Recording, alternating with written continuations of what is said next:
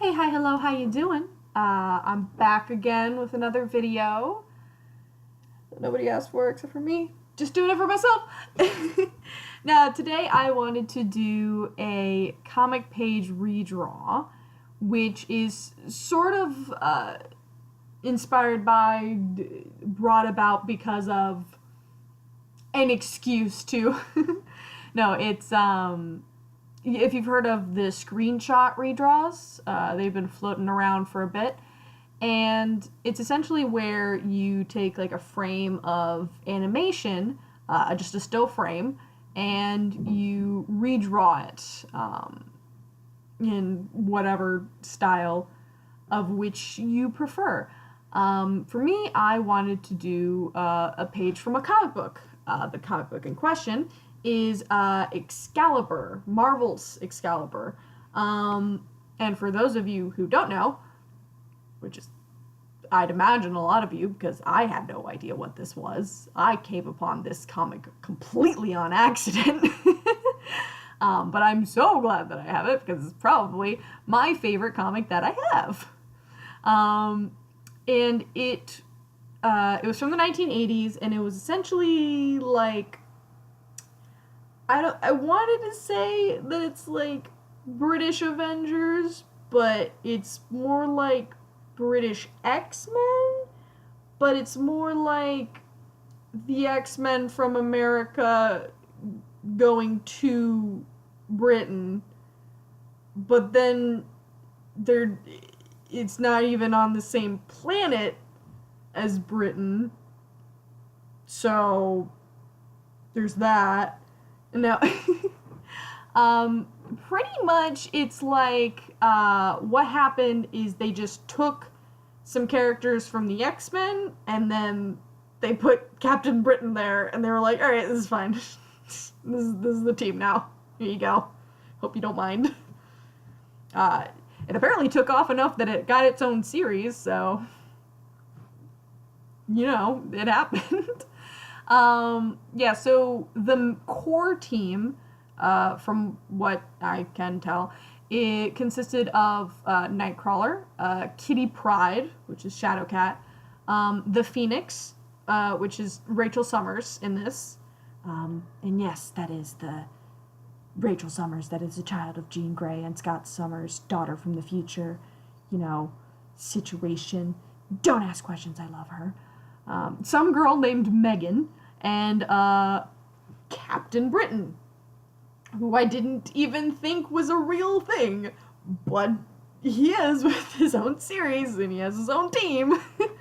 And I was like scrolling through the Wikipedia for him, trying to figure out why, and apparently, to take it even farther, he is like the chosen guardian of a lighthouse that's at the crossroads of the universes, and there's like different universe Captain Britons, which just blows my mind.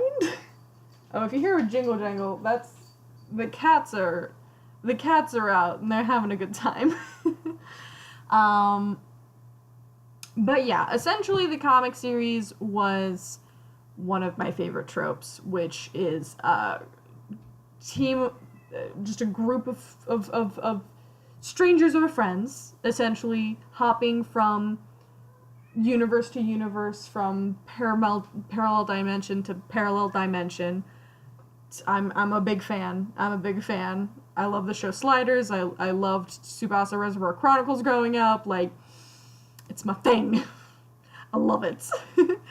And beyond that, yes, kittens. Yes. I'm sorry, they're very cute and distracting.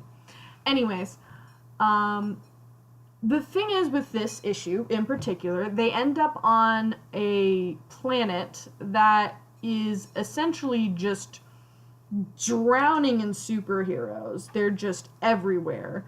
But the thing is that each one is slightly askew. Kind of like there's Captain America, but he's a zombie. And then there's Fat Quicksilver. And then there's like 17,000 different versions of Wolverine. And oh god, one of my favorites is like they only show up like in 2 scenes in the background, but it's Loki and Thor and they're fighting, but Loki has all the design elements of Thor, and then Thor has all the design elements of Loki, and then Thor is doing the magic and Loki is with the hammer, and it's like, what? What even happened? What is even this universe like? I want to know. These are things I want to know. It's super cool. That's probably something I'm going to delve into later because it just seems like fun. It just seems like a good time.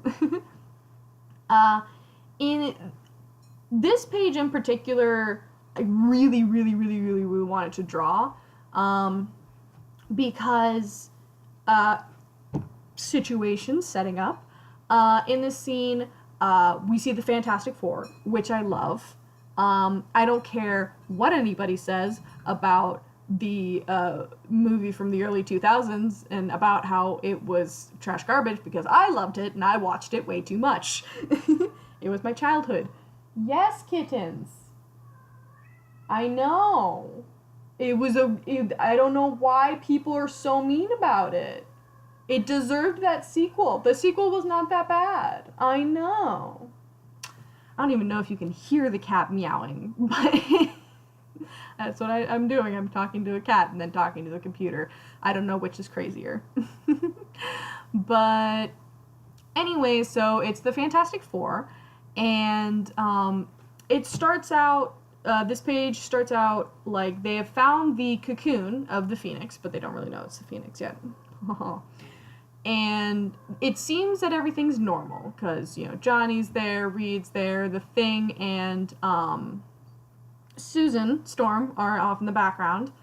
And then, oh no, the cocoon explodes, and the Phoenix is like, rah! And they're all surrounding her, and it's like revealed that you thought that they were all normal. You thought, but actually, all of their powers, they had all gotten different powers. So Reed Richards ends up as the Human Torch. Johnny Storms ends up as the Invisible Man. Ben Grimm, who was the original Thing, is Mr. Fantastic. And then Susan Storm is the actual Thing. And that's what, I don't know, something about all of that just got me really excited.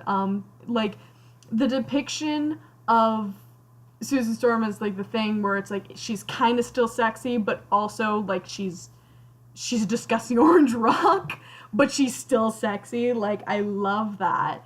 And there's still, like, the insinuation that her and Reed Richards are, like, still a thing and still, like, super cute and lovey-dovey. And I don't know, it really just got me, it just got the gears a turning. It got me, like, thinking about, like, this world and, like, what it's like. And Susan being a rock, and then Reed Richards being, like, literally on fire, and how their relationship, like, changes because of that. And, like she doesn't mind that he's on fire because she's a rock, and, like, things like that. And then, of course, like, Johnny Storm going around causing trouble. Instead of lighting things aflame, he's, like, sneaking around because he can go invisible whenever he wants. And I don't know, I just got really excited at the sort of concept of that universe. But what really bummed me out was that in this comic, this is the only page where you get to see it. This is the only page. This is it. This is their only cameo. This is all you see. And I felt that was, like, a disservice. Like, all you see of him for the rest of the comic is in the background, like, as tiny little figurines in one of the many scenes where it's just saturated with superheroes. Like, one of the problems that it's not a problem, essentially, but it's every single panel, every single page of this comic is just overflowing with superheroes. It's just, like, you have to go back over it a bit to, like, find everybody. Like, that's how I had to go back after, like, forever, and I found Loki and Thor.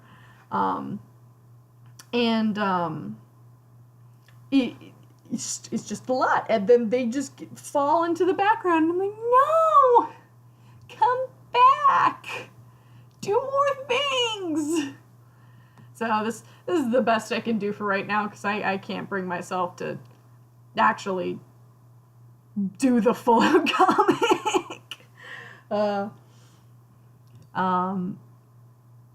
And I also really like the idea of going through this as a sort of challenge.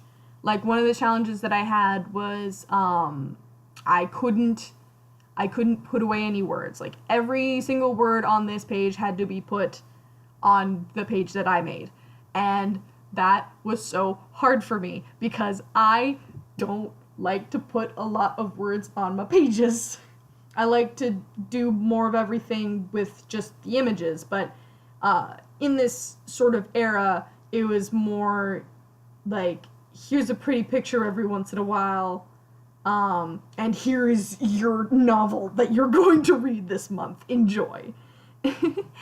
And so, like, if it was me, if I could redo this comic, it would probably be twice the amount of pages, just to spread everything out. Like, keep the amount of words, but make more panels so that it flows better, and at least in my opinion. I'm not saying that's a bad comic. I'm just saying that my usual thing is less words, more picture, please.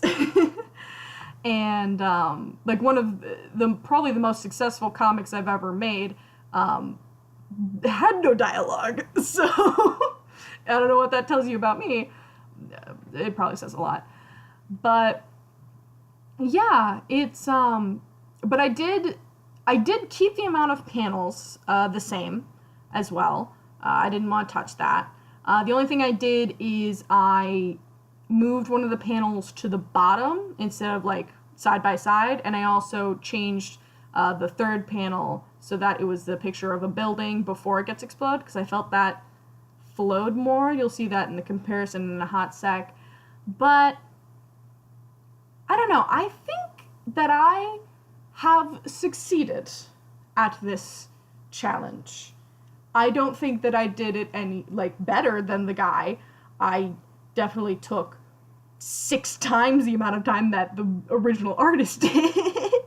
But that doesn't mean I did it better, or that I did it better. I think that I translated this into my style as best as I could, and I am proud of myself, and I hope that you enjoyed this video, and if you would like to see the completed work, it'll be featured in link in the description. And I hope you have a wonderful day. I hope this is inspiring to you somehow about comics or redraws or just fan stuff. I know I definitely want to go back to some X-Men fan comic ideas that I've had. And yeah, I just hope you have a wonderful rest of your day. Thank you so much for watching.